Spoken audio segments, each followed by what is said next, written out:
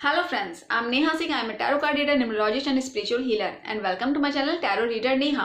तो आज मैं इस वीडियो में बात करने वाली हूँ कि जो माई चौथ आने वाली है उसमें हम ऐसे क्या कुछ खास उपाय करें जिनसे हमारी जो धन संबंधी प्रॉब्लम्स है या हमारी जो भी मनोकामनाएं हैं या अगर किसी की शादी विवाह में अड़चने आ रही हैं तो उसे कैसे दूर किया जा सकता है।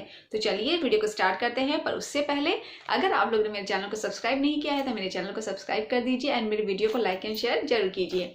तो चलिए अब वीडियो को स्टार्ट करते हैं। तो देखिए, जैसा कि उस दिन सब जानते हैं कि इसे संकष्टी चौथ या तिलकुट चौथ या माई चौथ भी कहते हैं, लेकिन इस दिन विशेष तौर पर गणेश जी की पूजा आराधना की जाती है।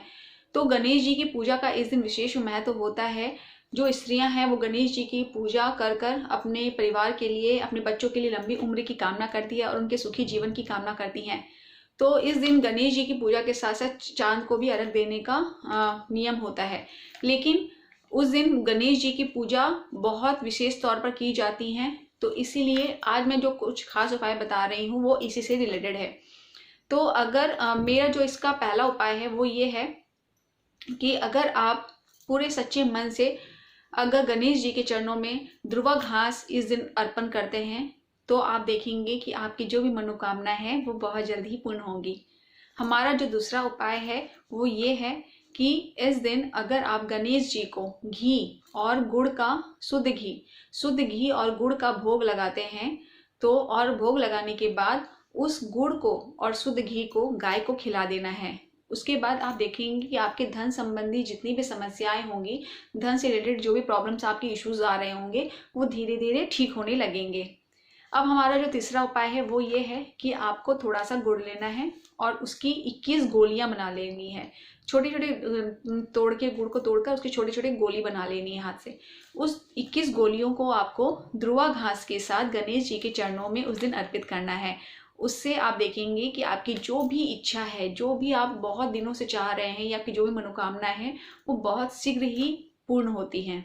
अब हमारा जो चौथा उपाय है वो ये है कि अगर किसी की लड़की की शादी में बाधा आ रही है तो या किसी भी वजह से उनकी शादी में रुकावट आ रही है या शादी होते होते रुक जाती है, बात नहीं बन पाती है, तो उसके लिए आपको करना क्या है कि उस दिन संकष्टी चौथ के दिन आपको गणेश जी को पीली मिठाई अर्पित करनी है और उनसे प्रार्थना करनी है कि जो भी मुसीबतें या जो भी रुकावटें आ रही हैं उनको वो दूर करें। तो आप देखेंगे कि उनसे उनकी शादी में जो भी प्रॉब्लम्स हो रही हैं वो धीरे धीरे दूर होने लगेंगी। अब हमारा जो आखिरी उपाय है वो ये है कि इस दिन आपको हल्दी की 5 गांठें लेनी है। हल्दी की 5 गांठ आपको मार्केट में इजीली अवेलेबल हो जाएंगी।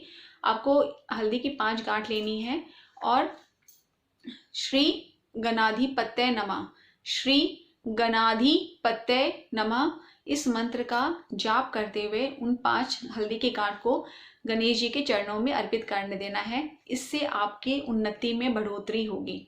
तो आज मैंने कुछ खास उपायों के बारे में आपसे बात की, जिनकी जानकारियां दी, जिनसे आप अपने शादी में आने वाली रुकावटें या आपकी धन संबंधी प्रॉब्लम्स हो या आप सक्सेस पाना चाहते हैं या आपकी मनोकामना है उसे आप पूर्ण कर सकते हैं।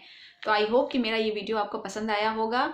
आगे मैं ऐसे और भी वीडियोस आपके लिए लेकर आती रहूँगी। तब तक के लिए अपना ध्यान रखिए and till then bye bye.